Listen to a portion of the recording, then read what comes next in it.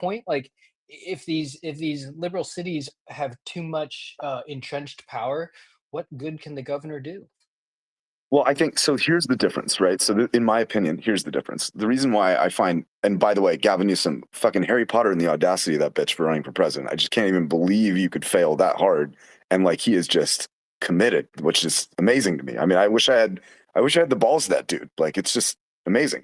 But I think the difference with some of it is like Greg Abbott is a really good example, right? Austin will do stuff. Austin, close knit downtown proper, which is of course held by strong left influence, and Houston will, they do have the power to kind of, like you said, uh, kind of dictate things that really affect crime. Right, the local policies are the strongest predictor of crime. But the difference, I think, is that the governor in the state of Texas will is trying relentlessly trying to rein those things in to like make those cities safer in spite of their leadership. And I think where Gavin Newsom probably holds more culpability is that he's doing the opposite.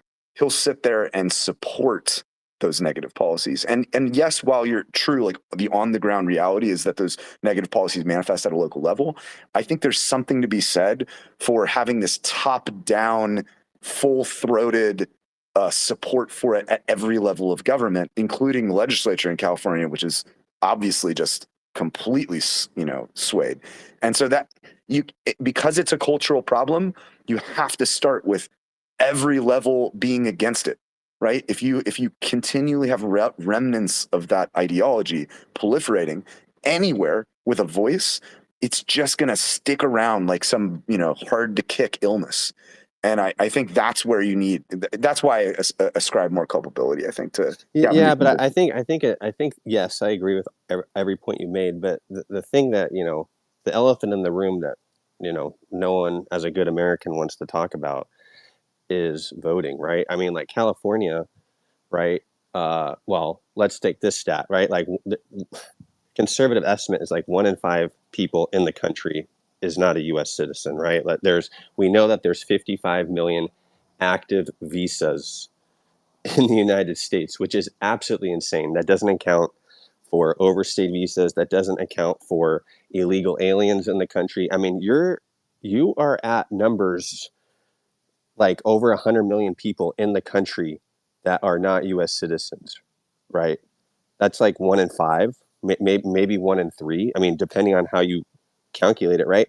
And then you take a state like a lot of these liberal states where you're like, nobody likes Gavin Newsom. Like, even my liberal friends don't like Gavin Newsom, and somehow he is always in power, right? But then, like, you go to the voting thing, you don't need an ID to vote, you don't need an address to vote, and it's like you're telling me that people, like 1 in 5 people in this country that are not American citizens aren't voting. I don't buy it. Like, the stats are absolutely insane.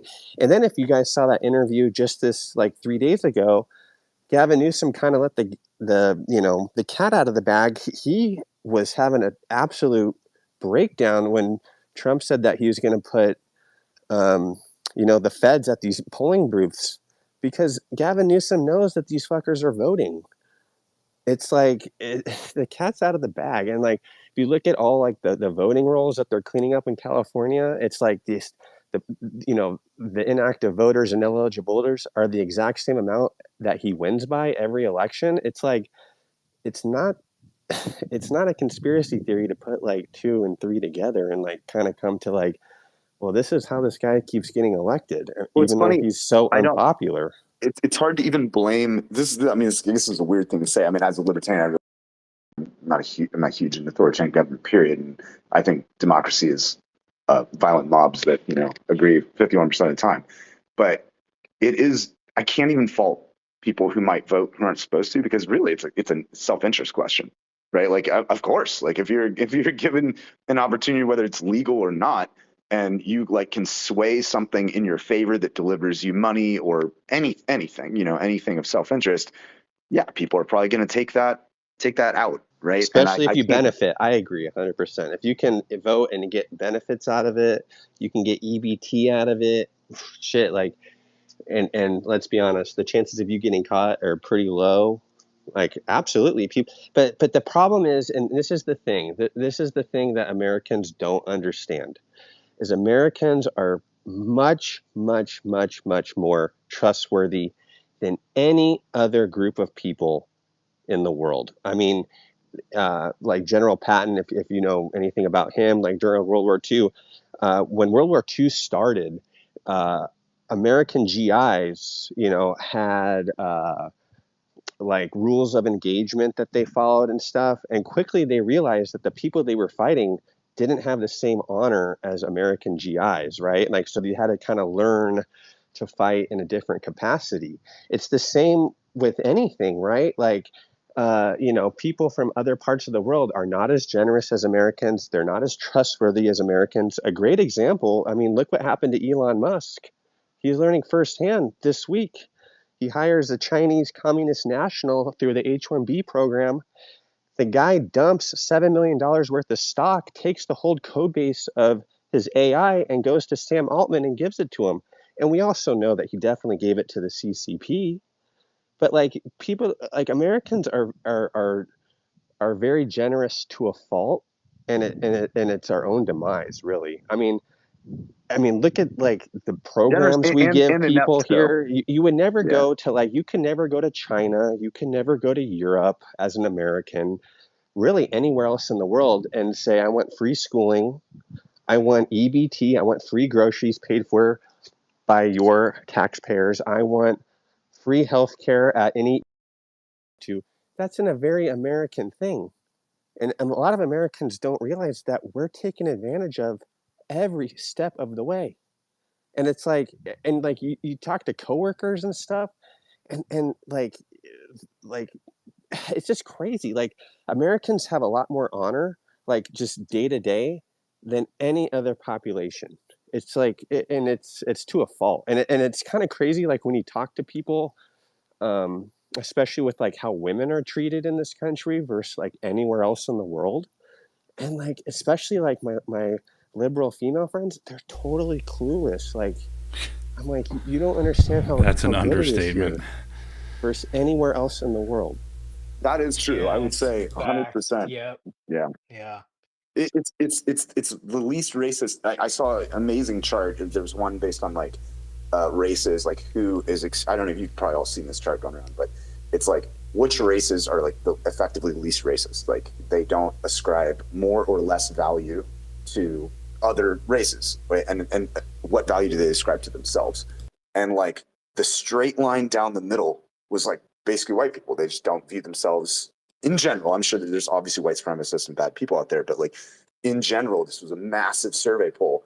They just don't view themselves as better or worse. They just kind of say, okay, we're all equal. Whereas other races in the country, because of we have just such a shitty culture that is just preaching this division, they usually, most of the races describe the best view to their own race and then negative views to others. And it's just like I think all this crime stuff, it all goes back to a cultural element. Like what happened to being colorblind? Like what happened to, I remember when I was growing up in the 90s, this shit was not the same, man. I don't remember. I had friends in the area, black friends, Hispanic friends. Like it just wasn't something that we observed. Like we just didn't see each other differently. And I don't know when it actually happened, when the flip occurred, but Call it Facebook, TikTok, Instagram, whatever you want to. But I think it's the internet, because you're right. Growing up, and I'm not sure how old you are, but like let's just say if you're a millennial growing up, you really only saw what cable news and the big networks aired. That was your window into the Right. other side of the That's right. city or the other side of the state or what's going around in the country. It was chopped up into exactly what everyone from CNN to Fox to ABC to NBC wanted to show you. But now, no, if you want to see what what's really going on, one, we've never been able to travel as easily as we can now. But two, everyone's got a 4K phone in their pocket. Everyone's got HD video on demand that they will post live in an instant to show you exactly what's going on the ground, no filter, judge with your own eyes. And I think that's it. Growing up, we were maybe it was safer, maybe it wasn't, but we all kind of had our insular bubble, so we just didn't know. We just didn't know the truth of what's going on cross town, cross state, cross country. Now you see it. Now, and it's really hard. It's really hard not to make grand sweeping judgments about, like, wow, all of California is burning down, or wow, you're probably just going to get shot getting out of the airplane in Baltimore. It's really hard not to just judge without actual lived experience and facts, but at least you can see in real time what's going on. Yeah, and I think, well, I agree with everything you said. I think, it is social media, but the aspect of the social media, that's the issue. And I think it's the biggest problem. I think it's the biggest world problem, honestly. And I'm not saying that lightly, is everyone's got a phone, everyone's on social media. But the problem are the feeds, right? Like, so X, Instagram, Facebook, the feed is not, people look at their feed and they think it's their reality. They think it's like the reality around them out and about, but no, it's just the reality of what you want to see. It's, do you get what I'm saying? It's like these feeds are like curtailed to what you want to see. So then your perception of reality is totally cooked. And then you go out to the real world and you put your phone down and you realize, oh wow, this, like, my reality is not what I thought. And then, people get defensive when they have a conversation in person with somebody, right? Because it's like, well, no, like, everything I've seen says I'm right. And then I'm talking to you in the flesh, and what you're telling me is wrong. So then people will, be more combative towards you or think that you're wrong. It's like, well, Hey man, no, you know what I mean? you're absolutely right. It is social media, and you got to have some filters, but at the same time, think about what you and Daniel were just talking about. I was listening to you guys. You guys were coming up with all these, like, what you consider facts that are baseless. 100 million people, non-Americans living in the U.S. People voting You in didn't say that. California. Hold on, you did. No one No, said you said 100 that. You million. said 1 in No one said 5. 100 So million. Well, one I mean, five. well, So just hold take on, the numbers. There's let me 50. just Okay, let me just finish. hold Let on, me hold just on, hold finish on, my thought. hold on. No, no, Here no. we go. 55 guys million interrupted people me. are Yeah. active visas. You That said doesn't. 1 in 5 are non-Americans, and then you went as Yeah, far as to say maybe 1 in 3. yeah, And yeah, then you talk absolutely. about how people in California are just blatantly, like, that the state of California and Gavin Newsom is blatantly allowing anybody to vote. I mean, this I Oh, is mean, no, course they he are. you You didn't don't. say is. You that. Of don't need. course You he don't need is. an ID or this is an the address that's to not vote. true. No, That is but not true. we didn't. Yeah, That's yeah, not it true. is. Hold on. That That is is not not true. true. That is That's categorically not You true. don't that need is an not ID true. or That an is Hold address to on. vote. categorically I not vote Let me here. true. finish. No, Let me. it's not Hey true. man, just be quiet for a second, okay? You interrupted me. Okay. You're right about social media. There's a lot of nonsense. There's a lot of bullshit on social media, and a lot of young people are very impressionable, and they listen to TikTok and X and Facebook and whatever, Instagram, and they get their fucking fake news that they believe it to be true. Okay. When you make statements like that, get the facts, because everything you guys were talking about, some of the stuff I do agree with, most of it I don't, because it's baseless. Okay, so What? I you're don't. part No you're one part of claimed the that. No. problem, spreading these kind of like conspiratorial takes. That's No. the Okay. issue with social media. Just a second though. Okay, so they actually published the stat that showed 1 in 5 people effectively. Okay, All put we're it in the saying there, nest. Who which is, published what stat?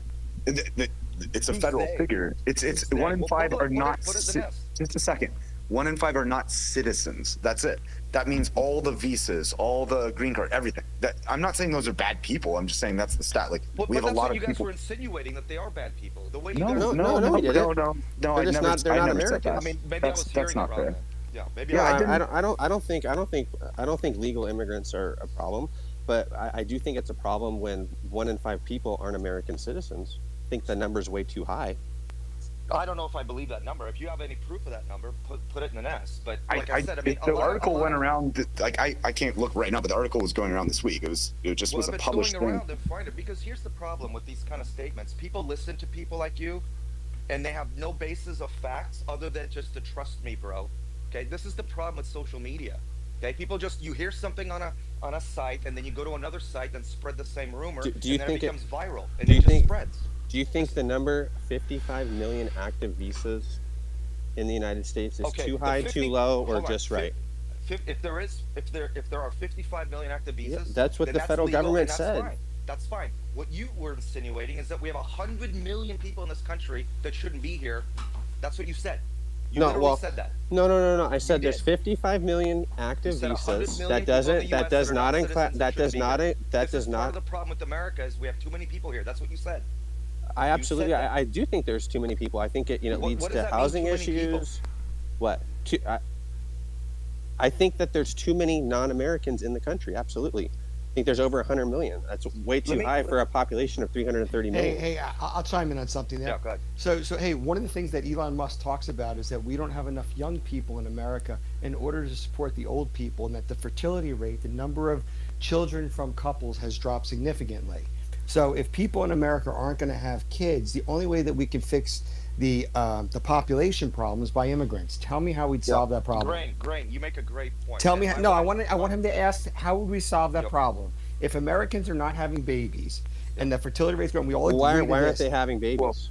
maybe K-Man and No, I I kind want you to of. solve the problem. No, I want you to solve the problem. Not what about it, solve the K-Man and I problem. might diverge on this in terms of solution. I'm actually very, as a libertarian, very pro immigration. I think that it's great. If we didn't have a welfare state, I would be almost an open borders libertarian, potentially, if we had strong Second Amendment I don't think protections. we have a Because, welfare state. I think well, I think we're far from a welfare state. I don't think we're I there mean, yet. I would like to cut 95% of government. Milei is my spirit animal, but like, Yeah. Listen, I'm a libertarian myself, and I agree with smaller government. By the way, Trump promised smaller government. Remember that. The MAGA's in here. Trump no, promised of smaller course. government. I didn't vote for Trump. I've never voted for So, Republican or so, so Democrat my guys, entire life. So, yeah. look, let me reframe this a little bit differently, okay? And I'll give you 20 seconds, and then about where the problems come in, and then reframe this. One of the things that we talk about is that voting, the way that voting is done in America is done at a state level, and the federal wants to change that on the state level. And we say, oh, the states have to change this. But then we also go to the Supreme Court and say, there's another issue that happened, I won't name it. Oh, we're going to undo what the federal did so that the states can make the decision. So what you find is that if there's a particular problem or narrative that one group agrees to, they will then distort, whether it's through the the judicial Supreme Court, or force it through states in order to do their defined narrative. What I'll tell you what the biggest problem is, and reframe it this way, is that there's a problem, is that there's the feedback loop of social media is totally correct. And if you're a low performer, right? If you can't make enough money, if you can't get the right job skills, then you're going to follow that narrative that best makes your life potentially better, or feeds your anger because you're a low performer. Now, if you're a low performer, the only way to fix things is to become a high performer. Make enough money to take care of yourself. That fundamental shift is what changed over the past 20 to 30 years. 20, 30 years ago, when I grew up, it was, hey, if you work hard, get good grades, good school, get a good job, good thing, the world is great. And now what we're having is everybody is born as special. Everybody gets a participation trophy. Everybody should be treated equally, even if you're a low performer. Notice that most people leave that part out. If you become a high performer, and this has happened to me, I've been attacked on social media because I'm a high performer. And people are like, oh, you're showing off. I'm like, wait a second. I think the goal here is to support yourself. And if you're really good at supporting yourself, why can't you show that you've been incredibly successful? So what I will say is, to sum this up, is that whatever narrative there is, you will find a way, and you'll find a feedback loop, echo chamber, in order to fuel your anger, resentment, frustration, to say this is wrong and it should be changed. And I'll do whatever is necessary to change that. So hold on a second. To answer him, I Daniel, wanted to hold on a answer second. his actual question. Though you said, But "What's hold the on. I never got solution?" to finish my thought originally, and I think Grain kind of summed it up a little bit here. Couple things. One, why aren't people having sex? Why aren't younger people getting married, forming families? It's too expensive. Okay, and I think if you look at the typical late 20s, early 30s individual in this country right now, how old were they 15 years ago during the GFC? Okay, they were about 15 years old. They were basically junior high schoolers. They saw their families get ruined, they saw their parents' homes get repossessed, their parents losing jobs, losing their retirement accounts. I mean, literally, it was very destructive what happened 15 years ago. They're afraid of doing the same thing. They're afraid to form families. On top of that, we printed trillions upon trillions upon trillions of dollars to pump everything up, and everything became too expensive. So the value of assets have outpaced the value of labor.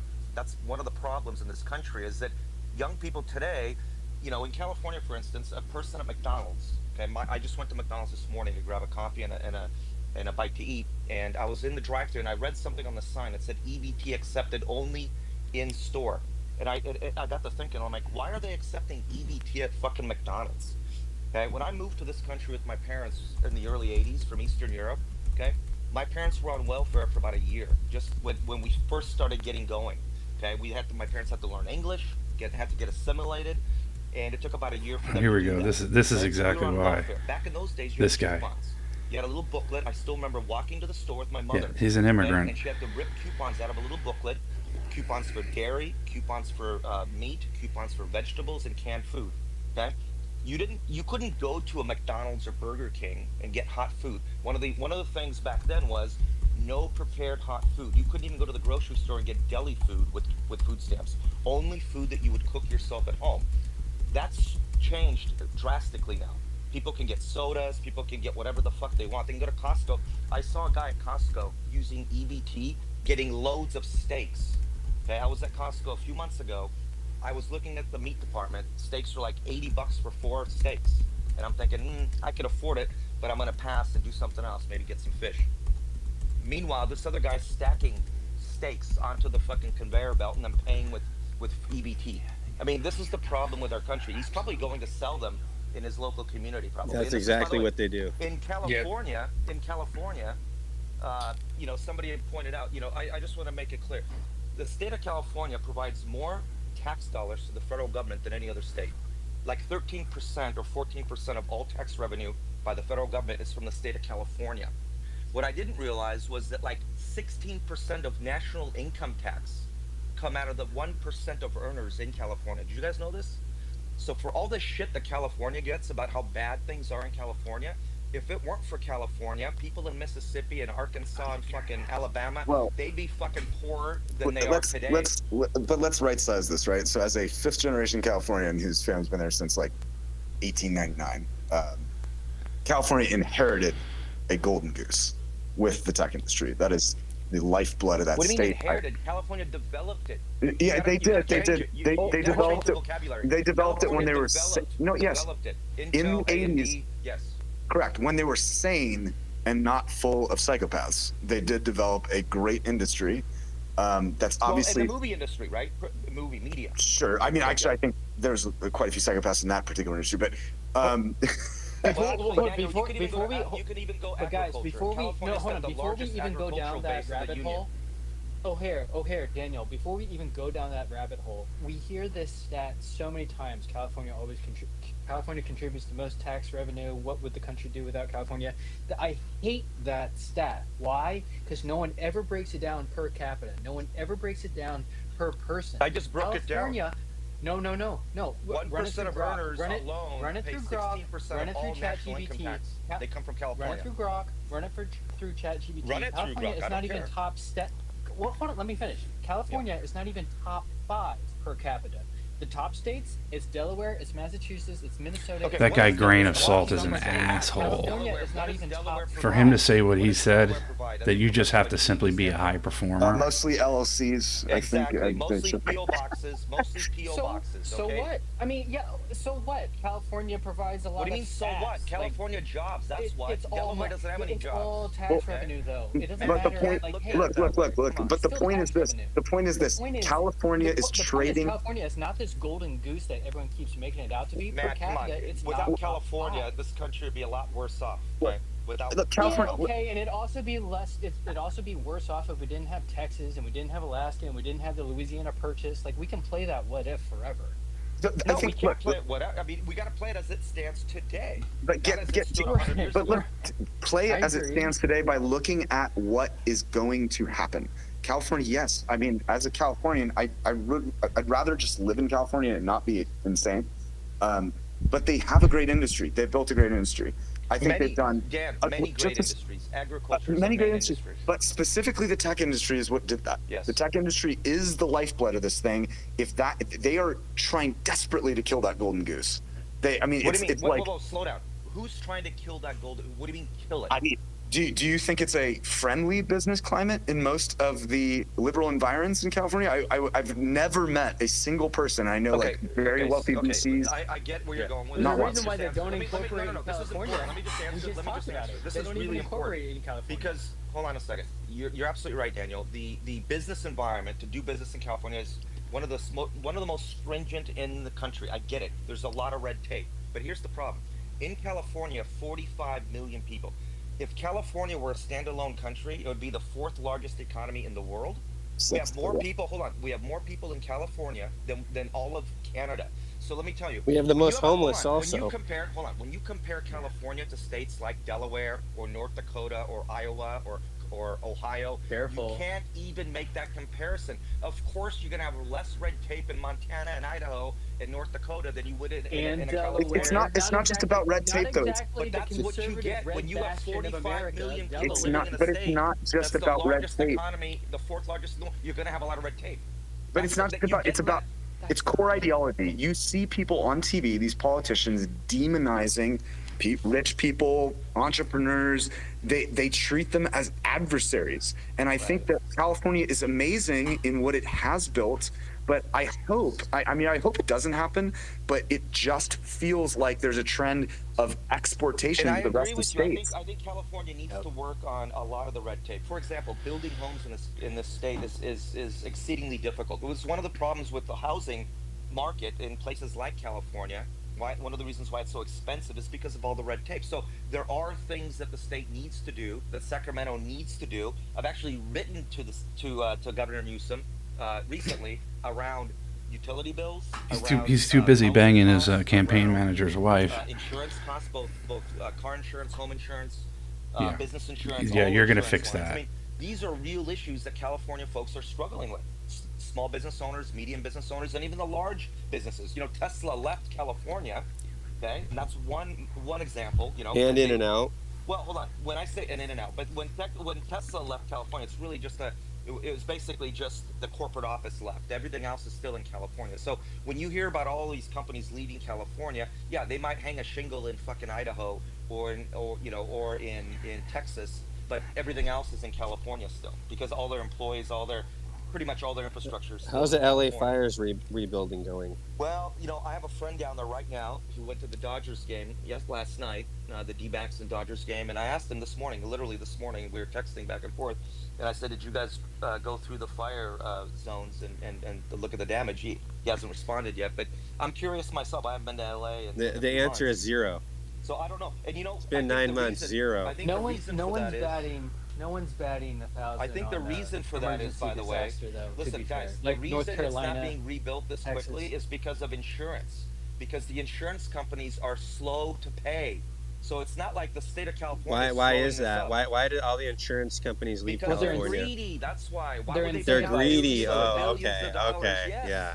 Yes. Okay. Yes, that's why. I mean, no. To be fair, Hawaii has the same problem. Like it's all insurance related. Believe me, if the insurance companies wanted to pay out, they would have paid out 3 months ago. Yeah, they're incentivized. You realize that you realize. So I looked into the plan approvals. The plan approval steps. It's partly the planning and approvals, but it's really the money. The money coming from the insurance companies is very slow. It'll take fucking years for many of these people to even get a dime from the insurance companies because they're all fighting like whose liability is it? I don't think that's true. That's the problem. Hey guys, I got a quick question. Can I ask a question? That's another problem in this country. We have litigation. Can I ask a question? What's up? Just You can ask a question. O'Hare, you got to slow down. You're Fred, everything. why do we let this guy come in and dominate our spaces and take over? The guy who said that Bitcoin is the biggest grift in the history of the United States of America. Why does he get to come in here and dominate the conversation? O'Hare, you're on warning. You cannot monopolize this conversation. Well, I'm not monopolizing. I'm just, I'm giving a rebuttal. It's just unbelievable. We allow this guy to come into whatever spaces we have. We've got grain of salt in here right now. We've got Matt. We've got all these good speakers down here. We've got Bitcoin OGs, and we let this idiot come in here and confuse and lie. Why do we do that? I don't understand it. Fred, make me co. I'll take care of it. But I'm not going to sit here on Sunday afternoon. It's beautiful where I am. Still morning here, but I'm not going to sit here and listen to this idiot come in here and ruin another space. He comes in and he interrupts everybody. It's constantly, hold on. I'm going to make one more point. All he's doing is confusing and obfuscating the entire time. He's dividing people. He doesn't say anything that has any merit whatsoever. There's no value to it. So we were having a decent conversation. O'Hare comes in here, and Fred just made me so I'll take care of that right now. Thank you, Fred. Yeah, no. But I would like to talk about Bitcoin. I tolerate O'Hare, but he, it's sort of like you give him an inch and he takes a mile. That's the problem. And then he just takes the entire conversation 24/7. So he's on. Hey guys, I gotta drop, but I do actually think this has been a really great conversation. It's okay. People are adversarial. They really believe in their positions. I appreciate the discussion. Learned some while I was here, so appreciate it. Yeah, adversarial is fine, but what O'Hare does, not fine. Yeah, good to see you, man. I gotta run too, and just don't forget, if you ever get into a political argument with somebody on the street or on the internet, the two questions you want to ask them: are you an American citizen, and have you shot a firearm? If the answer is no to both, don't engage. Okay, so I'm a heterosexual male living in San Francisco, voted Democrat. I've shot a wide variety of firearms over the past 25 years, and I drive really fast cars. Could we go from that? Are you an American citizen? Yes, I'm an American citizen. Ugh. Okay. I can't believe you would vote Democrat and live in San Francisco and think you're doing a good job. Lived there for 5 years. Absolute dump what the Democrats have done to that he's town. Practically he didn't vote socialism or communism. He's practically a conservative. So let me give you guys a take on San Francisco. Let me give you the current state of affairs in San Francisco. So it's a dump. Okay, well, not in the areas that I live in. Okay? Going to the Tenderloin, it's a dump. It Go is, to agreed. 6th Street, it's a dump. I'm Go well to aware 7th of Street, it's a dump. I'm well aware of Ellis Street and 6th and Mission. Believe me, I take everybody that comes to visit me. I take them to all the great areas, and then I'm like, "You want to see the war zone?" And they're like, "Wow, how could they mess up such an awesome city?" So I get that. I go, guys, look, I'm going to sum this up and tell you where the problems are. Again, it's versus low performers versus high performers. The high performers pay a ton in taxes. They're the best capital allocators. And they say, hey, because I pay a lot in taxes, I think that what I'm saying makes more sense because I want low taxes so I can hire more people in my businesses and do good things.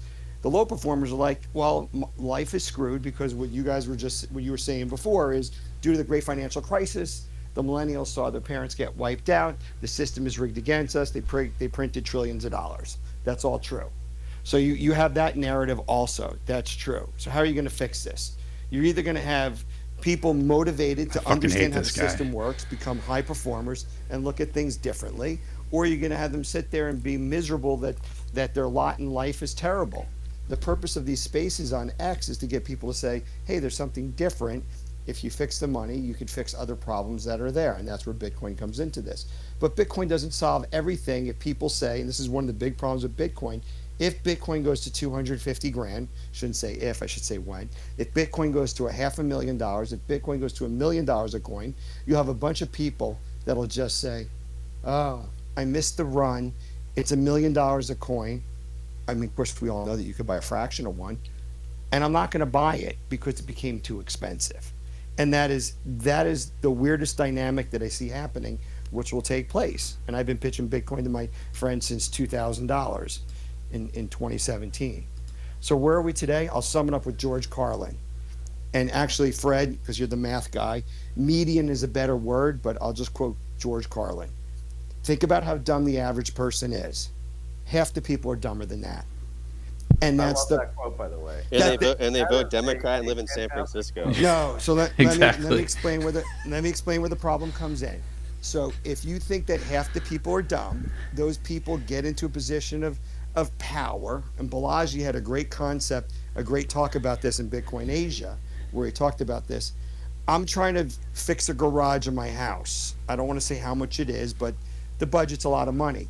I am currently at $75,000 just in fees, not architectural fees, with the city to get the permits and do it. Just the fees alone are 75 grand. So this only exists on paper, as we say right now.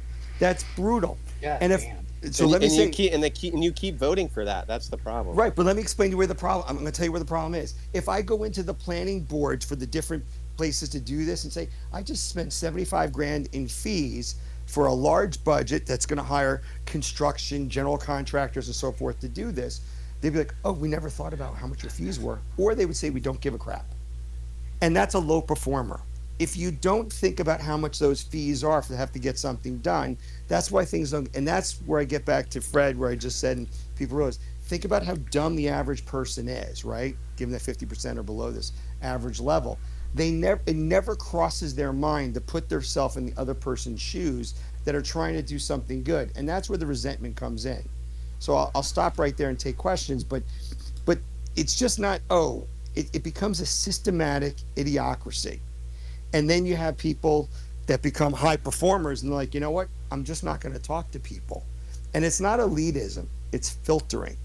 I can't talk to you because you're a low performer. How did you make your money, Grain? How did you make your money? I was a tech guy for 24 years and I put it all into Bitcoin, Grayscale Bitcoin Trust. So you bought it real early, right? Well, I wouldn't say at the time that I bought. I knew about it in 2013 and 2014. I've talked about this with Fred many times. The narrative back then in 2013-14 was not monetary debasement. It was the cypherpunks. It was non-sovereign, separate, crush the banking system, get rid of the Fed. It'll be used for transactions. And the concept of it being a hedge against M2, monetary debasement, didn't come about really until 2019, 2020. That's when the narrative changed. So that's how I made my money. I'll give you another crazy statistic. I bought my house in 2018 because of the gains in Bitcoin in 2017, right? The big house that I bought. Now, in the intervening 8 years, I called the real estate agent on that house. Very high performer. Sells more than 75 houses a year, 50 to 100 houses a year, right? He has a whole team of people. I said, in the intervening 8 years, you've sold whatever, right? You've sold 400, 500 homes. How many people have bought a home in Silicon Valley? Think about this, the most technologically advanced people in all of America, maybe except for Seattle or something, but I digress. How many people bought a house based upon their gains in either Bitcoin or crypto? And the guy said to me, not only is that number zero, it's never come up in conversation in the past 8 years.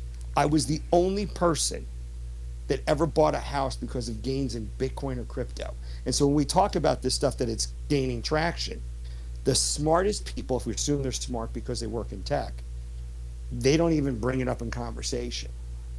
That's a horrible statistic, right? Because they should be the most adept to, if we believe in technology, if we believe in, Netflix put Blockbuster out of business, right? Don't we believe that Bitcoin will put the US dollar out of business? Therefore, we should be, amenable to it. But that's not actually the case. I know I've gone on for quite a bit, but I want to, I think the simplest rational reasons are where we are today. And that's where people lose sight. I'm confused on what you're saying, though. In that garage, you can just buy Grant's place in Miami Beach for 400 Bitcoin. It's a steal. Hey, Grant, I'm confused, though. You say that you keep using the phrase over and over, high performer. And, I agree that people have to work hard and do all the right things and not be lazy in order to get rich. But it sounds like to me you're somebody who made decisions early on when it came to Bitcoin and buying property and all that stuff that got you to where you are. Don't you think it's unfair to say that you have to just blanketly say you need to be a high performer in order to get rich?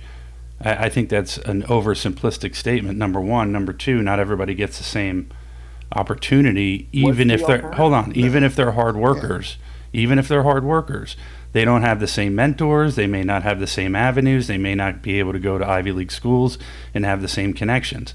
To simply say that you need to be a high performer, I think is, again, overly simplistic, I think ridiculous to say, and completely unfair and easy for somebody like you to say, considering the fact that you made decisions early on in your life that made you where you are today. That's too hard. I hear. I want to address that directly. You go ahead, but I want to address that. Go ahead. I don't know. To me, I don't know Grain from anyone else. High performer sounds very general to me. Like I knew plenty of high performers that came up through the Marine Corps with me, and they all went on to various careers and with various success. And I don't know. That could mean that. That's not too specific. That's not unattainable. That's not unfair. Yeah, so let me define high performer, Okay, first of all, any child between the ages of 5 and 18 that plays high school sports that I'm aware of, every high school sport keeps score. And the goal for you when you play sports is to win. That is the underlying goal, to be the best you can be. Therefore, you're trained to be a high performer. Every single school that I'm aware of, they have test scores. They test you, they rank people. Where did I graduate in my class? Valedictorian, salutatorian, summa cum laude, magna cum laude. Everything is ranked in the whole world for high performers. The problem is that if you're not a high performer, you want to blame somebody for something that you didn't achieve because you didn't work hard enough to do it. And if you're not born with the intelligence to get high scores, like me, if you would look at my test scores, miserable. And so I had to work harder than everybody else to do it. And so that's what a high performer is. Now, if we stop, the Super Bowl, who wins the Super Bowl? Who wins the World Series? Every event is rewarded for high performers. And as soon as we say to somebody, nah, you could just kick back and relax and you don't have to work that hard to get where you need to be in life, or blame other people for what you didn't achieve, that's the problem. And I don't know why we idolize the high performers in one place, but then we say, nah, we can cut these people slack over here. No, you need to work hard. And the person that was on the call talking that he was an immigrant, came to America, had to assimilate, learn to speak English, and then you then achieve this. That's great, right? But I don't attribute to a conspiracy is most likely done because of incompetence. I think it's more likely that there's a group of incompetent idiots running a state or a city than a conspiracy to screw things up. I think it's more likely, Fred, tell me if my math is correct here. It's more likely that there are stupid people screwing things up than it is a group of super smart people that are screwing things up intentionally. I do agree with that 100%. Yeah, so guys, I want you to think about this. When you go out and talk to other people, when somebody brags about somebody else, they're bragging about a high performer, right? Now, if somebody is screwing over the system because they figured out a hack, okay, maybe that gets clicks or something, but you know that doesn't sit right. But the people that you look up to that did something great are high performers. It's that simple. And the people I don't know about that. I mean, I worked in tech a long time, and I saw people just sit in mid-level jobs that weren't anything special and get rich on stock options, and just mid-level jobs. And I'm just not buying all this stuff you're saying. Okay, then they changed that after the internet bubble, and you know how they screwed the average worker on that? They came out with different classes of shares. I was one of the few people that asked the question 15, 18 years ago when I went to go to a new company. They said, great, you're going to receive these number of shares. I need to know what class they are. The HR person's like, I don't know what you're talking about. I get a phone call. Listen, there are plenty of idiots that were at Google at the right time for 10 years that made huge amounts of money just riding the frickin' wave. They didn't do anything special. They weren't necessarily hard workers. They just rode the right wave. Agreed. And I call those people out on a daily basis. One of the hardest things about Bitcoin is you really can't work for a company to just get it. I mean, God, I guess you can work for a Bitcoin treasury company and they can give you shares, but from what I heard, they're pretty stingy about issuing shares. With Bitcoin, you have to go take your own cash and you have to go buy it.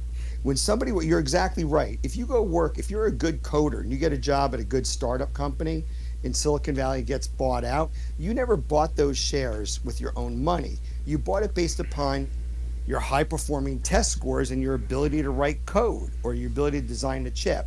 So it was based on a knowledge or skill set that you have, and you were rewarded whether it's disproportionate to other people. That's just the way the world is, okay? But I've also seen really smart people who just didn't understand money, who could have made huge. I worked in one of the large, mega tech companies, top 5, and I watched really smart people get all kinds of shares, ESPP, and just blow it all on dumb shit. So they're like, I saying half the country's stupid. I don't think that's a fair assessment. Because I've You think seen it's more? dumb people. I've seen. Let me quote. I've seen extremely. I mean, what is it? Grant Cardone says on here. I walk into the room. I'm not the smart. I know I'm not the smartest person in there, and he's done pretty damn well. Yeah, but let me tell you something. I love pop culture and movie quotes. Stupid is as stupid does. And let me tell you something about Grant Cardone. He's a high performer. It doesn't, you know what? I don't judge myself on my intelligence. I judge myself on my results. And I judge Yeah. Grant Cardone on his results. He is a very successful person based upon his results. And I don't know, he could tell us how smart he thinks he is. I agree with you on the results. So should we judge people by the results? But you can. But my point is, there's a lot of people who got great results and aren't anything fucking special. I've worked with a lot of these people. I've seen these people. They get into mid-level roles and they just sit there. And there are people who, I mean, what do they say about like the best investors are the people that die and just forgot about their accounts. And there are plenty of people who, I mean, bought Bitcoin, 7, 8, 9 years ago, forgot about it, and they're rich. And it's like, I mean, it's not like they did anything special. I mean, there's a bit of luck involved as well. Look, I'll concede you some luck. What I can tell you is that after traveling basically around the world in the past year and talking to Bitcoiners, there's a very, very small community of people that bought it super early, bought a lot of it. The people that are on this call now that are trying to do it, it is 100 times harder because the price has gone up. You have the base effects and so forth, and from that perspective, it is harder today to do it. Your cost of living is way higher because of everything that was just said. You had the two events. I doubt he's mining it because if he got in on at 2015, he just got lucky. 21. Yeah, but he's a high performer because he got lucky. Basically, trillions of dollars are printed, so it made life that much harder. But he's a Democrat, and that's cash flow positive. That's the thought process. But the part that I have is that I have talked to many people in accounting over the past year. My question is, what do you think about the new FASB accounting? And they're like, I don't even know what you're talking about. You have the greatest innovation related to Bitcoin and fair value. The Financial Accounting Standards Boards changes something in their field of expertise, and they tend to either have no opinion or completely unaware of it. And I look at them and I say, hey, I'm going to go grab a Diet Coke. You want one? And they're like, oh, yeah, cool. That's my, as anybody that knows me, that's my catchphrase because I can no longer talk to you because you are a low performer. How can you be unaware in your field of study, be a chief financial officer, and be unaware of the Financial Accounting Standard Board, having fair value accounting for Bitcoin, and they have no opinion on it? Either they're unaware or no opinion. Here's one thing I'd like to just point out that, you say, well, it's harder than it used to be. Well, okay, it is, but, realistic, and I know a lot of people who had a lot of Bitcoin in 2013, they don't have it anymore. You know what I mean? I gotta tell you. Wait, what's harder though? Did I miss that? The only thing that's harder is that the cost of living has gone up. That's the only thing the only thing I could see.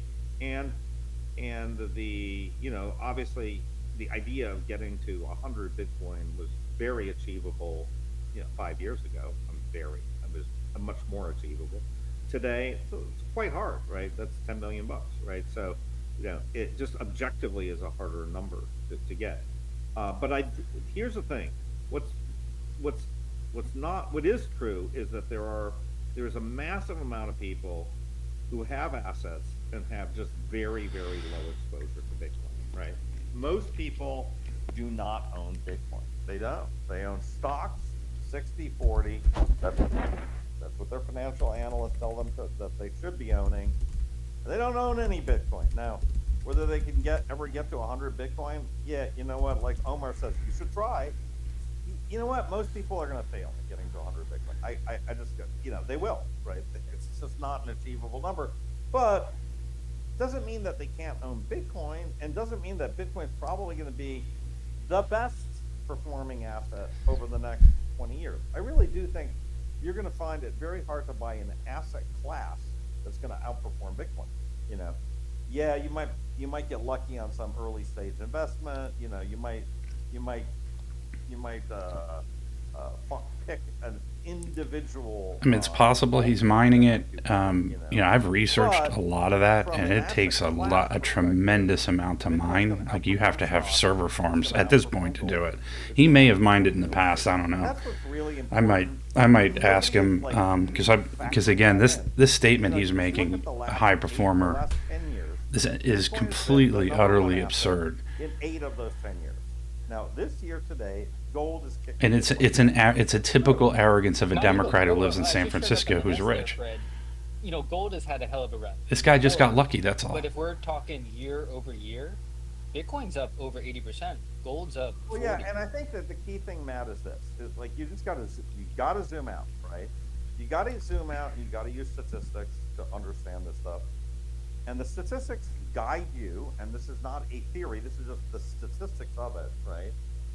Is Bitcoin is growing as a power law against the following: fiat, M2, gold, and S&P 500, okay? In all of those assets, it's clobbering, okay? It's clobbering. Now, it may not be clobbering gold versus the last 8 months. No, it's down versus gold versus the last 8 months. But overall, statistically, Bitcoin is clobbering all assets, right?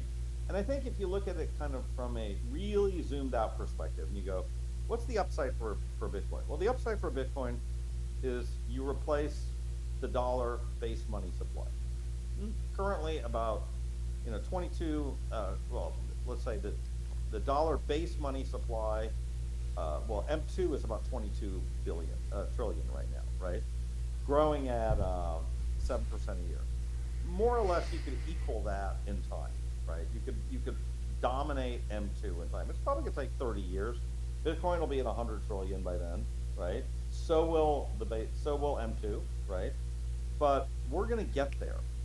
There's no other asset that's gonna get anywhere close to that, right? This is likely to have a market cap greater than the market cap of the entire stock market. So anybody telling you, well, there's one thing that's performing it or not, or it's harder, I think we got to look at this thing, really zoom out and just say, we've got an asset that's on a path to kind of eclipsing the entire U.S. stock market. Okay, do you want in on that, or do you want to take your chances with Parkpoint or Caspa or that's true. Hey, Fred, I want to go back to what I was saying before and get your take on this, but I want to use you as the case study. So, the way that you got into Stanford was by your test scores, correct? Correct. Okay, and by my grade point average in undergrad, right? Okay. Yeah. Right. So there was an objective reason for you to get into Stanford, and you were able to do math, and you believed that you were really good at math. I was the best person in math in my college undergrad, which was Cornell. I had a straight 4.3 grade point average. I was okay. So objectively, they said, Fred, you want to come to MIT, Harvard, Princeton, Stanford? You pick. I got in, and they paid all my expenses. Okay, so you're a high performer. What's interesting about you is that not only I'm going to be very nice to you right now because sometimes I can be critical of you, but not only did you do that, but you've done 10 startups, then had exits. Now that is a unique. I have met lots of people that have been academically incredibly intelligent that stay in academia, and I've met some startup people that may have not have been objectively smart like you. What I find unique about you and why I like your spaces is because you're an objectively smart math person, and you're a person that also had the skills and acumen to also and business savvy to do multiple startups that were successful. Can you explain how you were able to do that, but other people can't? Well, Connections. Part of it is you have to pick where you want to fight your battles, right? So I got out of Stanford. I was offered a job at assistant professor. The best thing I got was a job at Yale, right? So I said, okay, I could be a professor at Yale. I was like, I don't really want to do math for the rest of my life. Okay, that was just sort of like sitting in a library doing math for the rest of my life did not seem very good. I was broke, completely broke out of Stanford. Everybody else, all my peers were like taking jobs at Booz Allen Hamilton, et cetera. I said, I just need to I want to get out of academia. So I had a desire to get out of academia. I spent 1 year at Bechtel in San Francisco, and then I got recruited to Solomon. Okay, and my thing was, look, it's kind of like Willie, the bank guy, said, "Why do you rob banks?" He goes, "That where the money was." And for me, it was sort of like, why do you go to Wall Street? That's where the money was. You know, it wasn't tech jobs, right, at that point in my life, right? It was go work on Wall Street. And so I basically jumped to Wall Street. And after Wall Street, I'd made a bunch of money, and I was sort of sick of trading. And I said, you know, why don't I try something else? I have made money. Now I want to go do something else. So I started a tech job when nobody was doing tech companies. I mean, Brain, you're a little younger, and I got to tell you, in 1992, when I started my first software company, Faux Software, you know, I'd go to Comdex, and everybody would know each other. Like, you know, there'd be a guy doing the 3D company, there's the guy doing the calendar thing. You know what I mean? And then of course there was Microsoft, which owned, you know, they were the giant in the room, right? But you know, everybody kind of knew everybody. There wasn't a ton of startups, you know. There was maybe 1,000 startups in the world. I mean, in the U.S., you know, of any kind of size at all. And so, you know, I was lucky in a way. My timing was great, and I got in. I sold my first startup for $20 million with no VC, right? So like, you know, my brother and I owned it. You know what I mean? So, you know, once you have, I think the book from, you know, Peter Thiel's book From Zero to One is really great, because it tells you, you know, if you do a startup and you realize and you get success, then you realize that it's really hard. Right? It's really hard to get out and to monetize your startup, but you realize it's also doable, right? So my kind of learning was pretty young at the time, in my 30s. You know, I realized, hey, okay, you can do a startup. You're gonna have to fucking work your ass off, but it's doable. You can exit your startup, right? So I learned that lesson really early. I learned that you can exit, and I also realized it's a lot harder than most people think, right? So most tech people don't have that learning. What they do is they join, if they're successful, they join Google, Facebook, whatever, right? A big tech company. The tech company is super successful, and they go, well, that's easy. All I have to do is join it, you know. What they don't understand is what their success was had nothing to, they can't replicate that. They go out and do another startup, they fail, right? So you have to do it your own startup. You have to actually have an exit that works, and then you get that learning. If your exit doesn't work, you're generally not going to work. You're not going to do another one, because your learning is going to be, well, that's hard. I can't make it. I'm never going to do it. So that's luck. My timing worked. You know, my first startup worked. It was a successful startup, and that kind of got me in the mode of doing multiple ones. Does that make sense? That's the point. Yeah, that's the point. Why? Yeah. Look, it's a great narrative. It's a blanket dumb statement. Not really. So basically what you said was, the paraphrase was that, hey, I was flat broke. I needed to make money. Therefore, I'll go do a startup. I didn't need to, but, you know, it wasn't that at all. I was very rich. I made a lot of money on Wall Street, right? And it was more that I was able to fund my startup myself. And it was more like an enjoyable thing to do. I was sort of interested in graphics, and I was like, you know, one of my professors at Stanford was Jim Clark, who started Netscape and Silicon Graphics. So I had an interest in graphics. I decided to do a graphics company. And so, you know, it was very much a very relaxing thing. I just kind of built the startup that I wanted to do. And I invented something called layers, and that Photoshop eventually built and copied and improved on me 2 years later. But I invented the concept of layers in Photoshop, right?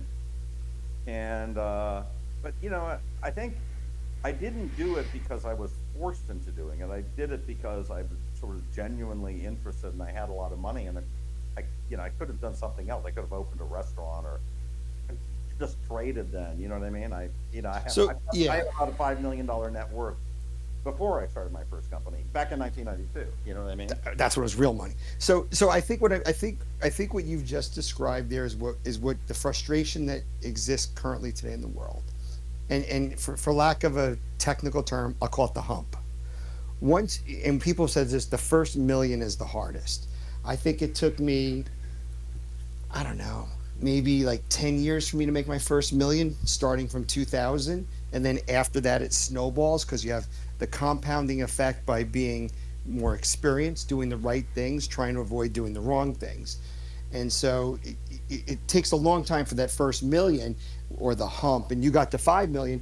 And then you chose just not to hang around. People have said to me, dude, just hang out, just travel and have fun. And I'm like, nah, I think I could do more. Why would I just? And I think that's what happened to you.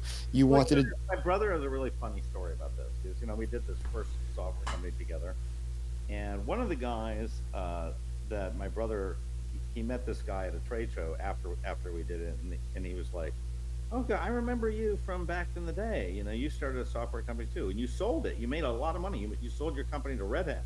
Why are you working?" And then this guy goes to my brother. He goes, "Richard, you sell a company, you take your time off, you go scuba diving, and you go to Cozumel, Mexico, or something, or Cayman Islands or something, and you're sitting on a beach, and you're on that dive boat, and then somebody says, 'Hello, I'm Pepe, and I'm going to be your dive instructor today.' And you go, 'Fuck this.'" I'm so sick of a guy named Pepe telling me that he's going to be my dive instructor today. There's got to be more to life than this. I'm getting back on the boat. You know what I mean? It's sort of like, what do you want to do? You want to watch Oprah during the day?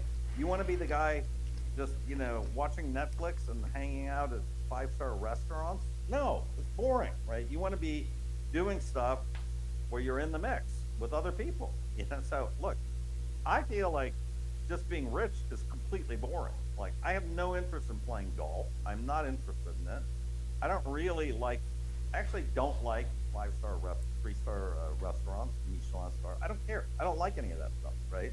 What I like actually solving problems, doing stuff.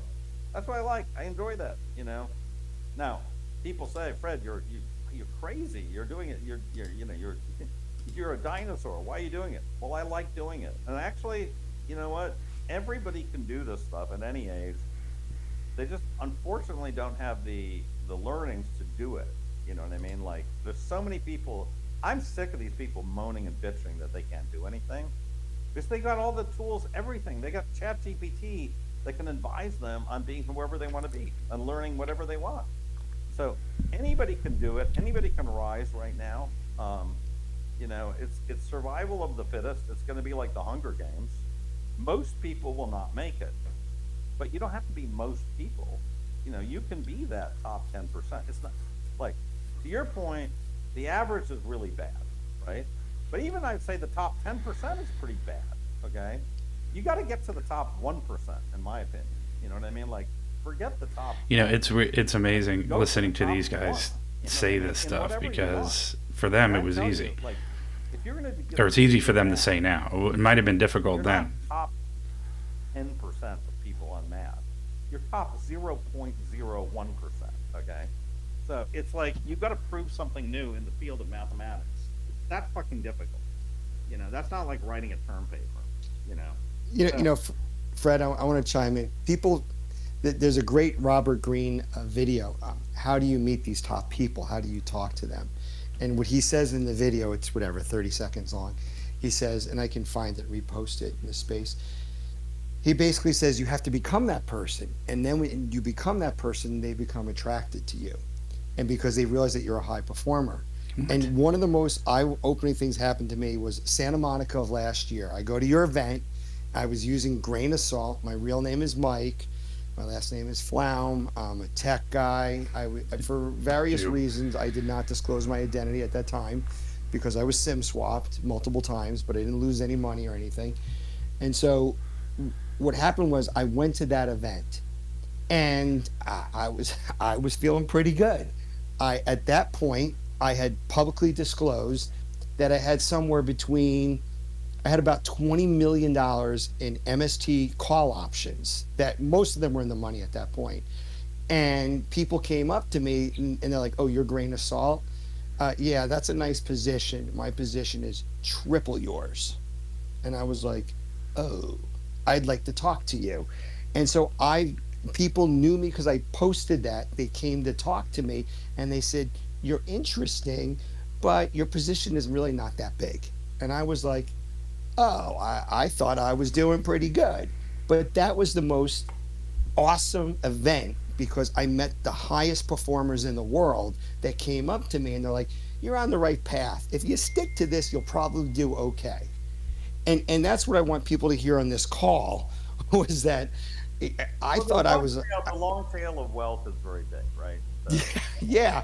And so go ahead. Doing great, but compared to Bezos, he's not doing so great. I'm not. And by the way, I told Fred, this goes back to last year. I'm like, I'm trying to buy a place. I'm trying to park my Porsche into the 911 into the garage. And then Fred just casually says on his face, he's like, I'm on my 6th 911. And I'm like, well, I'm only. This just doesn't help anybody. It doesn't help anybody. That because that inspires me to become an even higher performer. I'm like, well, if Fred could do it, then why can't I do it? Everybody can do it. Look, everybody can do it. Look, we can all become really much better versions of ourselves, I think, and I do think opportunity right now is better than it ever has been, right? Like it's not, again, the average person's going to get absolutely screwed, in my opinion. Like just, it's not looking good for the average person. I was in the middle of the French countryside, and these people, they don't really even get fax machines yet, They are not ready for what the AI that's about to mow them down like, the Terminator. Like, the average person is going to get screwed. But, the top 10% is going to do exceptionally well, in my opinion, we can do so well with AI. These guys are so tone deaf, man. Everybody on this call pretty much could just it's unreal. Quadruple their expectations. It's absolutely unreal. This is going to make us into Superman. Like, listen, I just put this thing I did with Ben Sigmund yesterday. And look, it's just like a really good dashboard, and the whole thing built with AI in like a couple hours. I built part of it, Ben built part of it. We pushed this thing live. We're gonna have an app on it. Like, you can build anything now, right? Everything is possible. You can get advice on where to invest your money. You don't have to listen to Fred. You can listen to ChatGPT. It'll tell you. ChatGPT at this point is smarter than you or me or everybody else. And it's getting. It's actually not. It's actually not. Hey, Fred, I have a crazy idea for you, because I talk to ChatGPT at least an hour a day. There's an interesting concept that I thought up was, let's assume that the LLMs and AI, they're able to crunch all the information on the internet or all known human information 10, 20, 30 times per day. So all known information's in there, and it does its large language models and it understands this. So a single person asks a question to AI, they get an answer.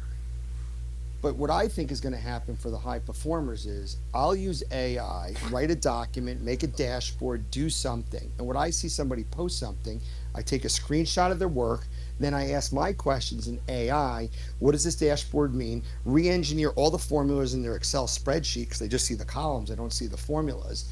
Give me the answers for this, and then I can propose something back.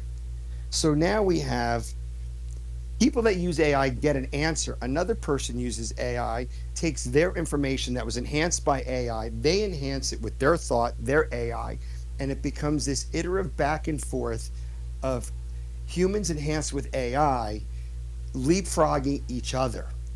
And that is different than just AI learning by itself or one person learning by itself.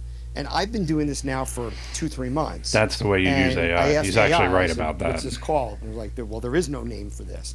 It's just this iterative process of back and forth of human enabled by AI that are going back and forth with this. If your brain is not meshed with AI, you're not at 100% at this point. I mean, it's that simple. You know what I mean? It's sort of like, either you are going to, and I think an hour a day is low, to be honest. I'm more like 4 hours a day with AI right now. 4. I mean, literally, I wake up, I'm in AI all the time, okay? And it's either ChatGPT or Claude.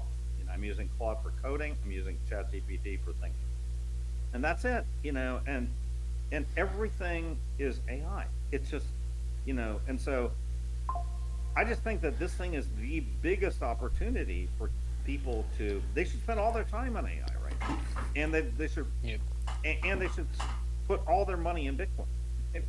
And you know what, Fred, you should do this, and I'd like to talk to you offline about this. I will ask all these complex questions, to AI. I ask them all, and then I say, benchmark me against all the questions that you currently get on the same topic, and rate conceptual abstract thinking, computational. That's so good. So one of the ways of making AI great is you ask AI to rate itself and rate your work and rate everything, right? So I'm writing this book. It's almost finished with Ben, right? Now this book is a collaboration between me, Ben, a whole bunch of data that we pulled from like Giovanni and Power Laws and Matthew Mazinskis and Money Supply and everything else, and Claude, right? So Claude's analyzing this stuff, and it's sort of it's really a collaboration. I mean, there's a third author there, that's Claude, right? And I keep on asking it every time, review this chapter, review how are we doing, write a report card about every chapter. I want you to write a report card. How compelling is this? Is this code? Is this prose starting to sound like a textbook? Is it sounding like a bestseller novel? I want you to rate it. You know what I mean? And so getting these feedback loops is really important. And you can do it for yourself too, How am I doing? How's my Fred? I've got a question for you. Yeah. Well, I didn't get the name of the first AI that you said. Claude. What's this? Claude is it's a tool by Anthropic, and look, it's by far the best AI for coding. I've tried them all, right? I've tried I was on Cursor for a very long time, then I was on Windsurf, and then Claude, right? Now Windsurf uses Claude by default, and now Claude has a tool called Claude Code, which is the interface is just a command line terminal, right? But the thing about this, so you just have a line. The interface is just one line, right? And you're just typing stuff in there like push to GitHub, fold changes, review chapter 6 and do this, insert the image slightly earlier in the chapter, et cetera, right? So basically, I am in with Claude nonstop. Claude is updating files on my local drive. So I'm dealing with a book that's 350 pages. It is going, all those pages are on my local hard drive, right? So it's going through, and I have style guides and everything else. So Claude is basically my co-author on this book, and it's reviewing everything I write, checking whether it's repetitious or not, It's really kind of my editor in this whole thing. There's not a single spelling mistake in this book, right? It's perfect. There's not a grammar mistake in this book. Hey, Fred. So it's amazing, And you Fred, can do it for anything, like a book, anything, pitch a VC pitch, anything you want. You can build like this. So Fred, that is all awesome. That's what I want to hear from a high performer. My question to you is, I love that by word. you using this, we'll assume that your output is obviously way better if you didn't have it. But can you rate like the magnitude difference? Like, is it 25% better, 50% better, 2x better? If you didn't have it, you had to do this all natively yourself versus obviously using it. Would the book be half as good? No, well, look, here's the thing. So the first Bitcoin book we wrote, the big Bitcoin book, right? It was 100% written by hand. There was no AI involved at all. Right? And, it was a lot of graphics and stuff. It took us enormous amounts. Just proofreading that book, it took us a month. We had to go through every single thing. We kept on finding mistakes. It was just, so there's all kinds of things that are savings.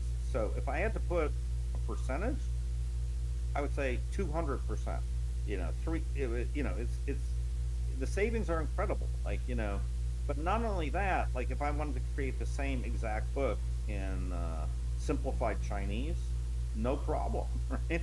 I want to create the book. I'm going to release this book in 8 languages simultaneously, right? French, German, Portuguese, Spanish, Korean, Japanese, simplified Chinese, all on day one, right? So there's the ability to do these kind of things is just, it's unprecedented, you know.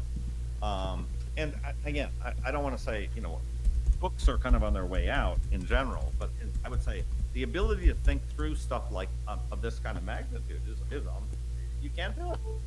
It's not doable, right? There's no way you could do that otherwise. So, but I think this is going to be the norm. 5 years from now, every single book will be written like this. This will be the norm, and it'll just be like, what kind of gray matter, what kind of research, what goes into it, And so, I kind of knew everything that we wanted to write. I know the thesis, I know all the books, I know all, the power line, I know inside out. I'm pulling all those charts and stuff. So, but you need the AI now. Like AI is no longer optional. You're absolutely right. We have to embrace AI. We all have to embrace it in everything we're doing. So Fred, I post a video in English and in Spanish every single day because of the scripts that I get to generate on AI.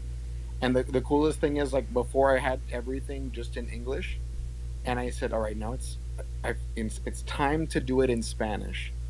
With AI, it was just one more step to the system that we've already created. I hired a model to do the voice in Spanish, and it's been great. And then we also have like 4 books, 41 articles. I counted how many videos we had posted. Every single one of these was assisted by AI.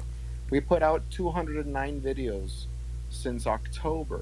It's just like a rocket ship taking off. I love AI.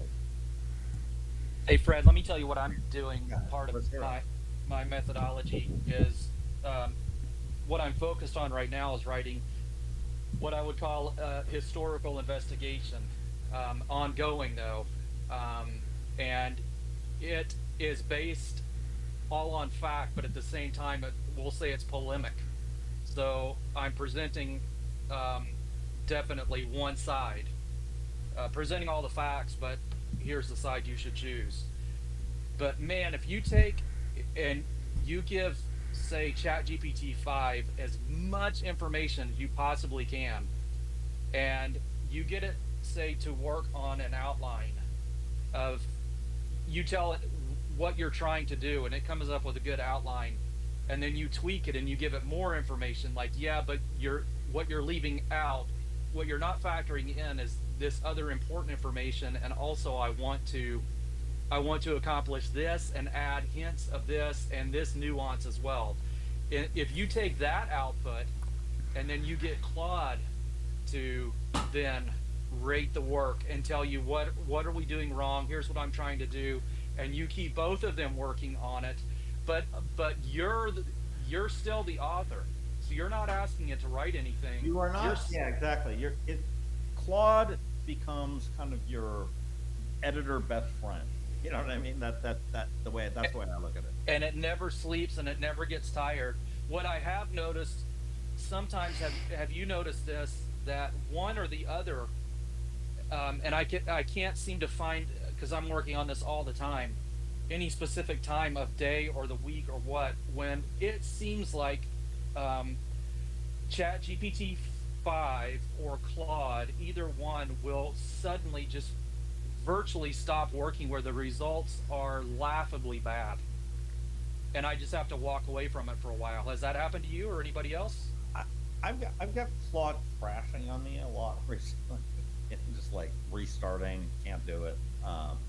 But look, I think part of the stuff is, Justin, remember if you tried these things a year ago, the amount of kind of brain that they had, I'm not talking about the reasoning power, but just their ability to kind of keep a big thing in their brain, right? The sort of memory, right? Yeah, Context that's window. context. Yeah. The context window, right? That window has increased so much, right? And you couldn't a year ago, you couldn't, these things were smart, but they just couldn't, you tell them to. I remember a year ago I said, try to write a book in the style of the Da Vinci Code, and it wrote a first few passages, like, Clara was a quantum researcher at, blah blah. But then it kind of forgot what it did in the first chapter and the fifth chapter. It's like it couldn't remember the whole thing. Yeah, Now, it unraveled really quickly. now it's kind of getting to the point where it can do everything. You know what I mean? So there's there's this metric that I saw, which is the amount, what kind of tasks ChatGPT or AI can solve, and they measure it in time. So initially it was something that a human could take a minute to do or an hour to do. Now it's getting to the point where this is something that could take a human a week to do or a month to do or a year to do. Right? So and that number is going to increase. It's going to be like, I can do something that a human would take a century to do. You know what I mean? Or a whole team of people will take a century to do. So Yeah, and I've noticed as well that way back when, maybe 18 months ago, I started using this German product, Neuroflash, and yeah, I was noticing how quickly it would unravel. Um, I'm also starting to notice this thing where another huge weakness back then was that the data sets were already so old. So you really couldn't talk about anything that's happening now. I mean, it's trying to give you Bitcoin prices at $8,000, and it just didn't know anything. I mean, it was amazing what it could do, and impressive at the time. But what I've been noticing lately is that context window is so high, especially in Chat GPT 5, where it's actually going to other, shall we say, chat that I've had and pulling stuff from that. And I believe that it's inferring what's happening now, because what I'm writing about is an ongoing battle, shall we say, ideological battle. And somehow it knows almost what's going on now, as though it's inferring it or predicting that it should happen. And I even ask it, how do you know that? Because it didn't search the internet. So my point, you have to give it, so that's true. All those API links, those bridges are much better now, right? They're much better. But something I've done, another project or a side project, I haven't talked about this much, but I built this whole prediction market now, right? That is completely resolved by AI. And initially, it was a little bit. I had a question like, could AI resolve prediction markets kind of in real time with really high capability? It was a debate. Like, could we? 2 months ago, 3 months ago, it was like, can we do it? I'm at a point right now where it's really accurate. So if I said, you make it something like Trump will say something in this speech, and at the end of the speech, AI is going to resolve it. Yes, no. Bitcoin's going to do this. Bitcoin crossed, 109, 100 in the next 6 minutes. I can resolve that with AI now, really accurately.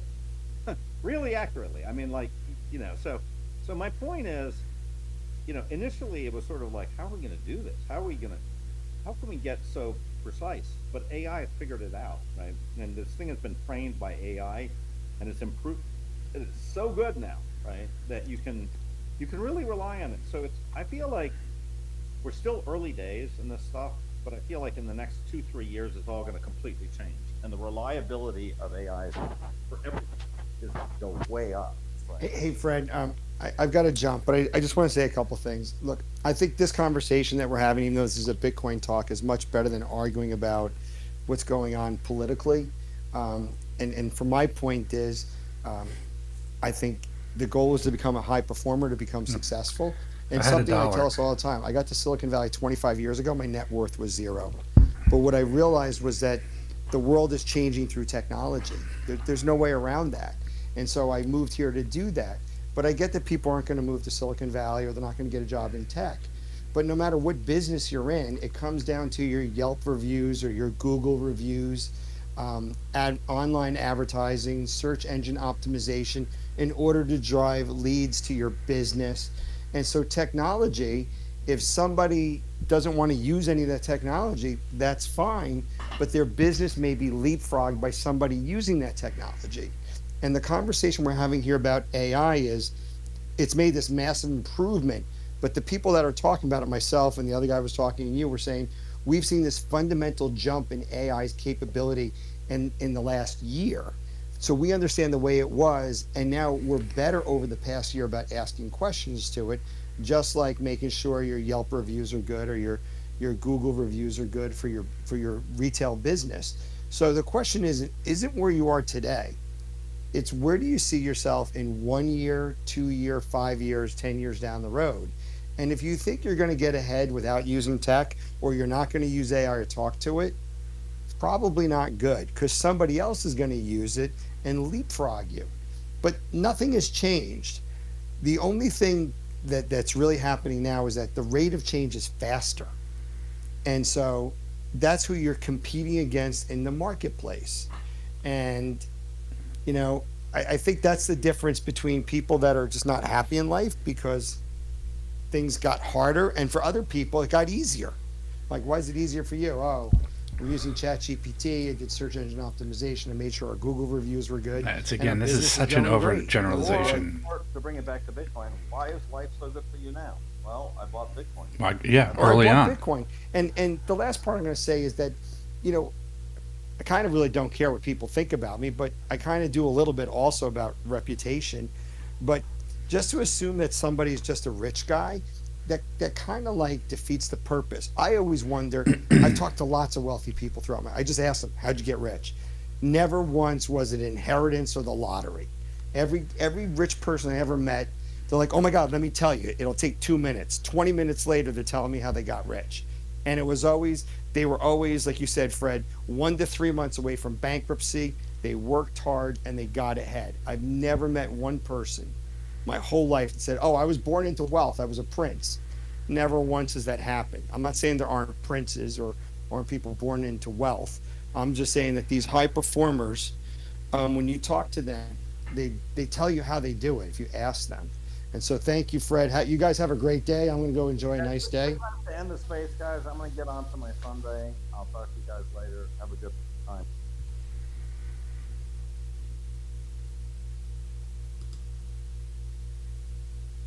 Well, there you have it, ladies and gentlemen. I don't know how many people are still on, but that was fun listening to multi-millionaires explain how it's easy to become a multi-millionaire. Nothing to it. You just have to be a high performer. This guy, grain of salt, must have said high performer, I don't know, 20 times or more. I'm probably underestimating that. The problem with these people is that they are tone deaf, they're out of touch, they made right decisions. And don't get me wrong, I don't blame them for having a shit ton of money. Congratulations to them, good for them. But these people made a lot of money making the right decisions. You have to be there to make the right decisions, and you have to be there to get lucky. But to make a blanket statement that you just have to be a high performer and it's going to work for you 100% is absurd and ridiculous to say. And that's the problem that we have with these people with this kind of money, that it changes their thought process. They were humble before, they're no longer humble. Money changed them. And that's a problem, unfortunately, to where they just simply believe that, I did it, you can do it. It was easy. And a number of things, just working hard doesn't do it. You have to be at the right place at the right time, and it doesn't work for everybody. It doesn't play out that way, unfortunately, for everyone. So, anyway.